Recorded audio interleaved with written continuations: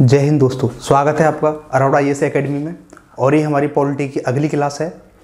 और इस क्लास के माध्यम से हम जो बचे हुए आर्टिकल हैं, यानी कि जो 25 से लेकर के जो 34-35 तक जो आर्टिकल हैं, आज उनको कवर करेंगे हम। और मैं कोशिश करूँगा कि आर्टिकल को एक अच्छे तरीके से समझाऊँ। तो वो क्या होता है ना कि जो बुक्स में जो मौलिक अधिकार दिए हुए हैं ना, वो बहुत क्रिटिकल हैं। ना तो हमें उनकी शब्दावली समझ में आती है और ना ही उनका एक्सप्लेनेशन समझ में आता सही तरीके से। तो मैंने कोशिश की है कि जो मेरे नोट्स हैं, मैं अपने नोट्स के माध्यम से आपको पढ़ाऊँ, ठीक है। क्योंकि PDF में प्रॉब्लम थी, वही प्रॉब्लम आती।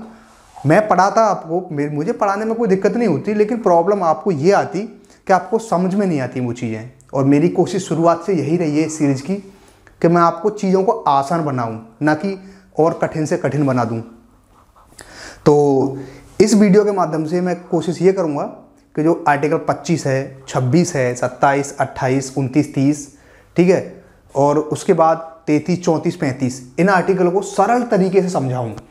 और आपने अगर इस वीडियो को अच्छे तरीके से देख लिया तो उम्मीद करता हूँ कभी भी आपको आर्टिकल 25 से लेकर के 35 तक पढ़ने की कभी ज़रूरत नहीं पड़ेगी। एक बार अच्छे से देख लेना, लेकिन कोशिश यही करना कि जो मेरी PDF, जो मेरे नोट्स में जो पॉइंट लिखे हैं, आप उनको नोट कर लेना। आपका कुछ नहीं बचेगा। यदि क्वेश्चन इनसे आएगा तो आप इजीली सॉल्व कर सकते हो। चलिए शुरुआत करते हैं हम अपने इस। आप चाहो तो इसका स्क्रीनशॉट ले लेना, और नहीं तो मैं जो जो शब्द बोलता जाऊं उनको लिखते जाना और अच्छे से इसको नोट कर लेना, ठीक है। तो चलिए शुरुआत करते हैं। तो पहले हम शुरुआत करते हैं आर्टिकल 25 से 28। आर्टिकल जो 25 से 28 है, आखिर अगर हम बोलें ओवरऑल इस आर्टिकल को, यदि हम सम्मिलित रूप से बोलें तो क्या बोलेंगे इसे बोलेंगे धार्मिक स्वतंत्रता का अधिकार, ठीक है। धार्मिक स्वतंत्रता का अधिकार से मतलब क्या है? धार्मिक स्वतंत्रता से अधिकार का मतलब क्या है कि जो भारतीय संविधान ने जो भारत में रहने वाले जो सभी लोग हैं, उनको धर्म संबंधी कुछ अधिकार दिए हैं। अब धर्म संबंधी अधिकार कैसे? धर्म संबंधी अधिकार इस सेंस में कि भारत में रहने वाला कोई भी नागरिक किसी भी वर्ग का हो, किसी भी जाति का हो, किसी भी धर्म का हो, वह किसी भी अपने ईश्वर को, अपने इष्ट देव को मान सकता है। उस पर कोई भी बाउंडेशन या कोई भी बाध्यता नहीं है। बस हाँ, कुछ कंडीशन लगाई हैं, वो मैंने शुरुआत में आपको बताया था कि जो आर्टिकल हमें, जो मौलिक अधिकार हमें मिले हैं, उनमें कुछ बाउंडेशन भी हैं। बाउंडेशन किस प्रकार की? यदि आप मौलिक अधिकारों को उपयोग यदि अति उपयोग करते हो, अति उपयोग से क्या मतलब है? यानी कि आप कहो कि मैं आमरण अनशन तक बैठूंगा और ये मैं किसी की पूजा इस तरीका से करूंगा कि मैं जब तक ईश्वर मेरे सामने प्रकट नहीं होंगे तब तक उठूंगा नहीं, मैं चाहे मेरा शरीर से प्राण क्यों निकलना है। तो इस प्रकार की यदि आप प्रोसेस को अपनाते हो तो राज्य आप पर क्या है, उस आर्टिकल का जो आपको दिया गया है उसको सीमित कर देगा, क्योंकि आपके प्राण कीमती हैं, ठीक है। तो इस प्रकार से हम आर्टिकल को पढ़ेंगे। तो पहले आर्टिकल 25 की बात करते हैं हम। आर्टिकल 25 इसलिए महत्वपूर्ण है क्योंकि इसमें सब कुछ दिया गया है धर्म से संबंधित। तो उसके बारे में चलो हम बात कर लेते हैं। तो पहले बात करें आर्टिकल 25 क्या कहता है? अंतःकरण की और धर्म को अबाध रूप से मानना, आचरण और प्रचार करने की स्वतंत्रता। इसका मतलब क्या है? देखो शब्दावली पर आओ थोड़ा। अंतःकरण संविधान में इसी प्रकार से लिखा हुआ है।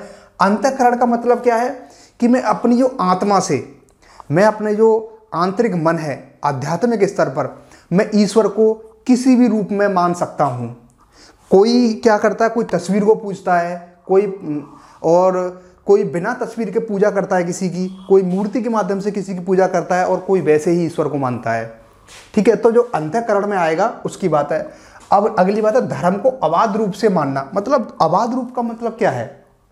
अबाध रूप का यह मतलब है, यानी कि यदि हम किसी धर्म को मानते हैं तो हमारे ऊपर कोई बाध्यता ना लागू की जाए, हमको क्या है, उस धर्म को मान्य दिया जाए। और अगला है उसका आचरण करना और प्रचार करने की स्वतंत्रता। आपने देखा होगा जो ईसाई मिशनरी, जब हम एक्ट की बात करते हैं तो ईसाई मिशनरी जब भारत में आए थे तो वो अपना धर्म का प्रचार करने आए थे। धर्म का प्रचार से मतलब क्या है कि वो अपने धर्म को अन्य धर्मों से बेहतर बताते थे। ये कहते थे जो ईसाई धर्म है वो सबसे बेहतर धर्म है, लेकिन उन्होंने अन्य धर्मों को उतनी तवज्जो नहीं दी।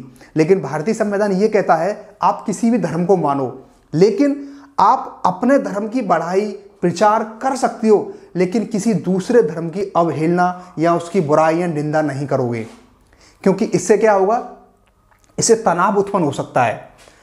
और अगला है प्रचार करने की स्वतंत्रता। ठीक है, आप अपने धर्म का प्रचार कर सकते हो, लेकिन ध्यान रखना, और एक कंडीशन और है, यदि मुझे सपोज करो, मुझे यदि किसी धर्म में परिवर्तित होना है तो मैं हो सकता हूं, मुझ पर कोई कानूनी कार्रवाई नहीं होगी।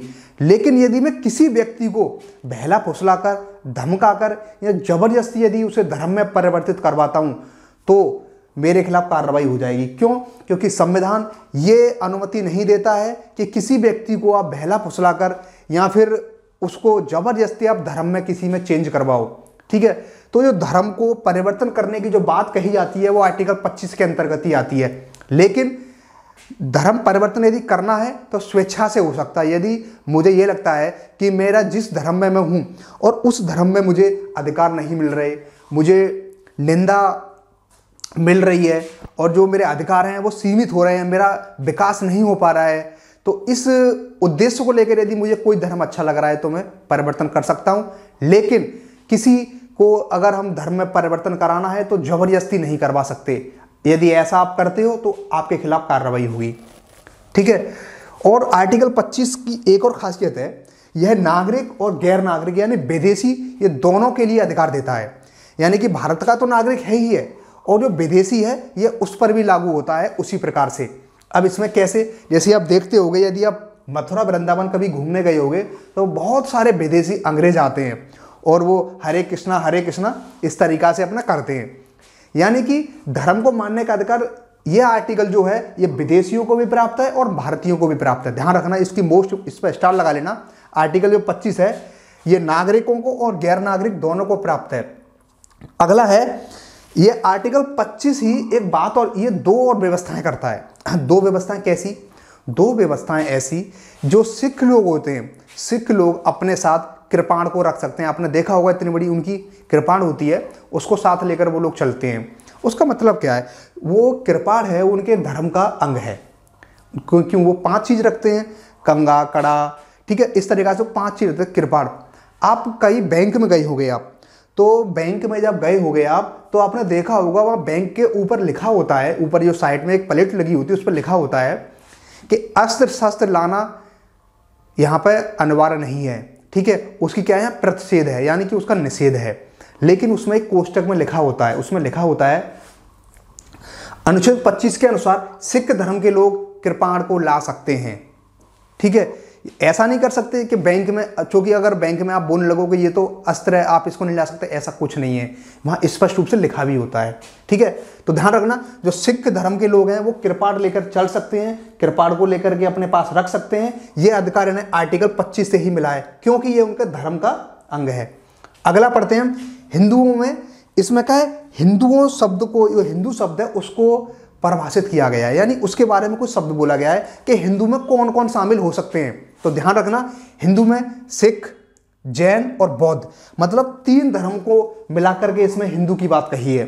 यानी कि जैन, बौद्ध, ठीक है, सिख, इनकी बात की है। यानी कि अगर तुमसे कभी क्वेश्चन आता है कि हिंदुओं में कौन कौन शामिल है तो लिखना उसमें ऑप्शन होगा सिख, जैन, बौद्ध, एक और अलग होगा, पारसी होगा, कोई और भी होगा, तो वो ऑप्शन नहीं है।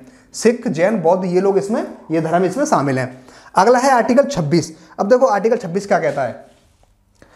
आर्टिकल 26 का मतलब है सिंपल, देखो इन शब्दावलियों पे मत जाना, मेरी कोशिश यही है कि आसान से आसान तरीका से आपको समझाऊं। तो आर्टिकल 26 की यदि बात करें तो आर्टिकल 26 कहता है धार्मिक कार्यों का प्रबंधन करने का अधिकार। मतलब जो आपके धर्म से संबंधित ट्रस्ट हैं या फिर मंदिर हैं या फिर आपके जो पूजा स्थल हैं, ठीक है, तो उनको जो प्रबंधन यानी मैनेजमेंट करने का, उनका रखरखाव करने का अधिकार आपका ही होगा, ना कि कोई राज्य वहां पे आके, ना कोई सरकार आके हस्तक्षेप नहीं करेगी, क्योंकि ये अधिकार आपको ही दे रखा है, क्योंकि आपका धर्म है। आप चाहो जिस तरीके से, सपोज करो मंदिर होता है, उस मंदिर में क्या है, उसका मैनेजमेंट करने का अधिकार, उसका रखरखाव करने का अधिकार वहाँ के जो स्थानीय लोग होते हैं या फिर किसी व्यक्ति को जिम्मेदारी सौंप दी जाती है, वही व्यक्ति उसका रखरखाव करता है। तो ये आर्टिकल 26 ये कहता है कि धार्मिक कार्यों से संबंधित जो स्थल हैं उनका जो मैनेजमेंट और उनका प्रबंधन रखरखाव करने का अधिकार उन्हीं को दिया जाएगा, इसमें कोई सरकार हस्तक्षेप नहीं करेगी। उसके बाद चल और अचल संपत्ति का अधिकार, यानी कि आपने देखा होगा कहीं कहीं संपत्ति पड़ी होती है, कहीं प्लॉट पड़े होते हैं, और मतलब चल संपत्ति का मतलब क्या है, ऐसी संपत्ति जो चल सकती है, यानी कि गाड़ी है और भी संपत्ति हो सकती है। अचल का मतलब क्या है, वो ठहरी हुई संपत्ति जैसे कि भूमि। आपने देखा होगा कि कुछ मंदिरों के नाम बहुत सारी संपत्तियां होती हैं, ठीक है, चल भी होती हैं और अचल भी होती हैं। तो उन संपत्तियों का क्या है, उनका भी जो स्वामित्व होता है वहां पर जो व्यक्ति रहेंगे उनका ही होता है, सरकार कोई हस्तक्षेप नहीं करेगी। अगला आर्टिकल 27 की बात करते हैं। ध्यान रखना, इनको नोट करते जाना, जो जो शब्द मैं बोल रहा हूं लिखते जाना, इससे सिंपल आपको कहीं नहीं मिलने वाला, ठीक है। आर्टिकल 27 क्या कहता है, धार्मिक कार्य हेतु रखे गए धन पर टैक्स नहीं लगेगा। आर्टिकल 27 ये कहता है यदि धर्म से संबंधित, यदि धर्म के कार्य से संबंधित यदि पैसा रखा है तो उस पर टैक्स नहीं लगेगा। ये लिखा है मैंने, धार्मिक कार्य हेतु रखे गए धन पर टैक्स नहीं लगेगा। इसका मतलब क्या है, इसका मतलब ये है, अब देखो संविधान ने क्या लिखा है इसके बारे में, धार्मिक अभिवृद्धि हेतु कर देने के लिए बाध्य नहीं किया जाएगा। सेंस यही निकल के आ रहा है इसका कि यदि संपत्ति, यदि धार्मिक कार्य के लिए यदि कोई पैसा रखा है तो उस पर सरकार टैक्स नहीं लेगी।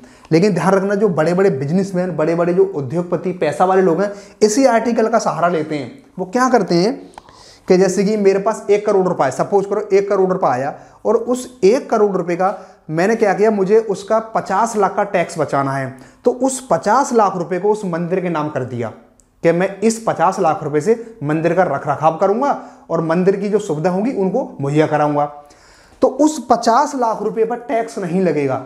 अब होता क्या है, अब 50 लाख रुपए हमने दे तो दिया मंदिर को, एक ट्रस्ट को, लेकिन फिर क्या करते हैं, उनसे सेटिंग कर लेते हैं, उनसे कहते हैं कि भाई कुछ परसेंटेज आप ले लो और बाकी मेरा कर दो रिटर्न। यानी कि इस माध्यम से क्या होता है, ब्लैक मनी वाइट हो जाती है। इसी आर्टिकल का सहारा लेते हैं वो लोग। अब इसमें एक बात और आती है, जो तीर्थ यात्रियों से जो शुल्क, ध्यान रखना, तीर्थ यात्रियों से कर नहीं लिया जाता। नोट कर लेना, जो तीर्थ यात्री होते हैं, जैसे कि हम वैष्णो देवी जाते हैं और अन्य जगह जाते हैं, तो वहाँ क्या होता है, वहाँ टैक्स नहीं लिया जाता, वहाँ क्या होता है, वहाँ पर शुल्क लिया जाता है, शुल्क। लेकिन शुल्क का भी रीजन होता है लेने का। शुल्क का रीजन ये होता है, वो आपको कुछ सुविधा मुहैया कराते हैं। सुविधा मुहैया कैसी कराते हैं, जैसे कि आपके उठने बैठने की, ठीक है, और हेल्थ से संबंधित यदि आपको कोई परेशानी होती है इमरजेंसी में, तो इन सब की सुविधा उपलब्ध कराते हैं।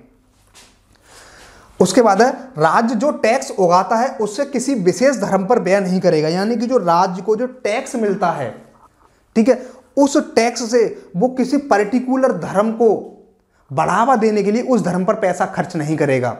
ध्यान रखना, ये भी इसी आर्टिकल 27 में लिखा हुआ है। यानी कि इसका मतलब क्या है, इसका मतलब जैसे राज्य को हम टैक्स देते हैं, अब राज्य के पास टैक्स आया, अब राज्य ने क्या किया कि अपने किसी एक पर्टिकुलर धर्म को बढ़ाने के लिए उस पैसे को खर्च कर दिया।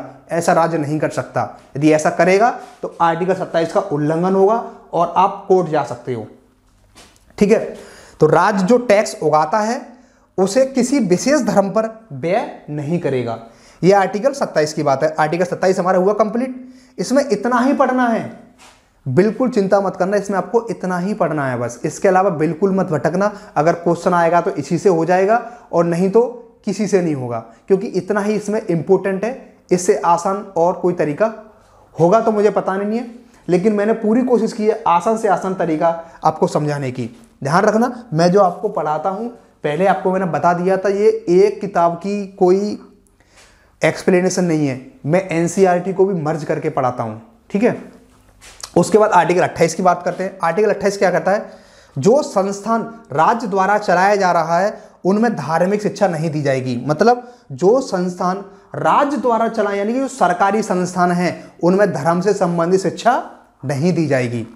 उसके बाद अगला है, राज्य से मान्यता प्राप्त, राज्य से मान्यता प्राप्त या राज्य निधि से पोषित संस्थानों में धार्मिक शिक्षा या उपासना प्रांगण में किसी को भाग लेने के लिए बाध्य नहीं किया जाएगा। इसका मतलब क्या है, यानी कि जो राज्य से मान्यता प्राप्त है और राजनीति से जिन संस्थानों को पैसा मिल रहा है, उन संस्थानों में क्या होगा, जैसे कोई धार्मिक कार्यक्रम होता है, उनका कुछ प्रांगण होता है, सपोज करो कोई उन्होंने कोई पूजा से संबंधित कोई कार्यक्रम किया, और पूजा संबंधित कार्यक्रम मतलब एक धर्म के लिए है, यानी कि सपोज करो हिंदू धर्म के लिए है। अब क्या होगा, स्कूल में तो अन्य धर्म के बच्चे भी पढ़ते हैं, मुस्लिम भी पढ़ते हैं, पारसी भी पढ़ते हैं, क्रिश्चियन भी पढ़ते हैं, जैन, बौद्ध, सिख, सब लोग पढ़ते हैं। तो ध्यान रखना, ये आर्टिकल 28 क्या कहता है? आर्टिकल 28 ये कहता है कि किसी भी व्यक्ति को या किसी बच्चे को उस प्रांगण में आप जबरदस्ती शामिल नहीं कर सकते, यानी कि वो हाथ जोड़े या ना जोड़े, उसकी ये अपनी स्वैच्छिक इच्छा है। आप उस पर कोई भी ना तो उसको दंड दे सकते, ना ही उसके खिलाफ कोई कार्रवाई कर सकते। यह आर्टिकल 28 ये कहता है। लेकिन यदि कोई बच्चा छोटा है, ठीक है, बच्चा छोटा है, उसमें समझ नहीं है, तो यदि उस बच्चे को वो नहीं बैठना चाहता, या आप चाहते हो कि छोटा बच्चा आके बैठे, तो आपको उसके गार्जियन से अनुमति लेनी पड़ेगी, तभी बच्चा उसमें भाग ले सकता है। ठीक है, इतना ही पढ़ना है इसमें। 28 सिंपल यही कहता है, जो राज्यों द्वारा संस्थान चले जा रहे हैं उनमें धार्मिक शिक्षा नहीं दी जाएगी, या फिर जो राज्य द्वारा मान्यता प्राप्त हैं, या फिर राज्य के जो कोष होता है, निधि कोष होता है, यदि उससे पैसा प्राप्त हो रहा है किसी संस्थान को, और इन सब चीज़ों को देखते हुए यदि उनमें कोई धार्मिक कार्यक्रम या फिर कोई भी कार्यक्रम हो रहा है, तो किसी भी व्यक्ति को उसमें भाग लेने के लिए बाध्य नहीं किया जाएगा। ठीक है, तो चलिए आर्टिकल 28 तक हमारा कंप्लीट हुआ। अब है 29-30, very very most important article है ये, क्योंकि इनमें प्रॉब्लम रहती है समझने में, तो मेरी कोशिश यही है कि मैं आपको अच्छे तरीके से समझाऊं। आर्टिकल 29-30 क्या कहता है? संस्कृति और शिक्षा संबंधी अधिकार। डिक्टो यही लिखा हुआ यही आएगा पेपर में, शिक्षा, संस्कृति और शिक्षा संबंधी अधिकार, यानी कि कल्चरल और एजुकेशन से संबंधित अधिकार किसको दिए गए? अल्पसंख्यकों को। इसका मतलब क्या है? इसका मतलब आर्टिकल 29 क्या कहता है? पहले तो एक बात समझो, आखिर 29-30 जो अनुच्छेद है जोड़ा ही क्यों गया था? पता है क्यों जोड़ा गया था? इसका मेन रीजन ये था, जैसे कि हमारा जब देश आज़ाद हुआ था, और देश आज़ादी के बाद सिचुएशन इतनी पैनिक हो गई थी, मतलब जिनकी संख्या कम थी अन्य लोगों की अपेक्षा, यानी कि एक तो बहुसंख्यक होते हैं, एक होते हैं अल्पसंख्यक। वो अल्पसंख्यक लोग खुद को कमजोर, हीन, डर महसूस ना करें, इसलिए उनका विकास रुक जाए शिक्षा के आधार पर, उनकी संस्कृति के आधार पर, तो इसलिए ये आर्टिकल जोड़ा गया। अब समझो आप, यदि ऐसा होता कि वो अपने कल्चर का, जैसे कि सपोज करो उनकी भाषा होती है, कुछ अपनी कोई भाषा हो, उनकी कोई लिपि हो, उनके पहनावे उड़ाने का कोई तरीका हो, यदि उसको रोक दिया जाएगा, बंद कर दिया जाएगा, तो वो व्यक्ति बड़ा अजीब महसूस करेगा उस देश में। हालांकि नागरिक होते हुए भी वह व्यक्ति उस देश में क्या करेगा? खुद को हीन महसूस करेगा। तो इसी को देखते हुए आर्टिकल 29 और 30 जोड़े गए थे।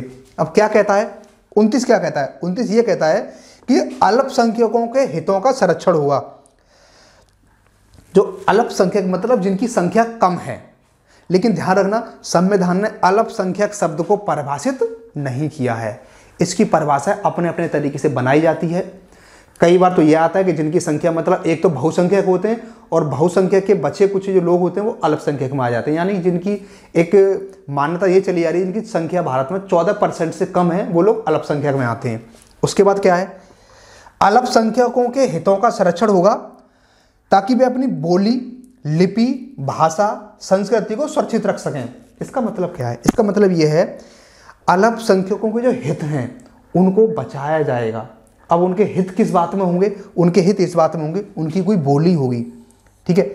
ऐसा ना हो कि उनकी उनकी बोली खत्म हो जाए या फिर उनकी बोली को तुम तवज्जो ही ना दो। उसके बाद है उनकी लिपि, यानी कि जैसे कि हमारी हिंदी की देवनागरी लिपि है और पंजाबियों की गुरमुखी लिपि है, ठीक है, उर्दू की अपनी फारसी अरबी लिपि होती है, तो इन लिपियों का वो संरक्षण कर सकें। उनकी भाषा होती है, उनकी संस्कृति, यानी कि संस्कृति क्या होती है? उनका पहनावा ओढ़ावा, ठीक है, उनका खान पान, ये सब संस्कृति का हिस्सा है, तो वो इनका बचाव कर सके।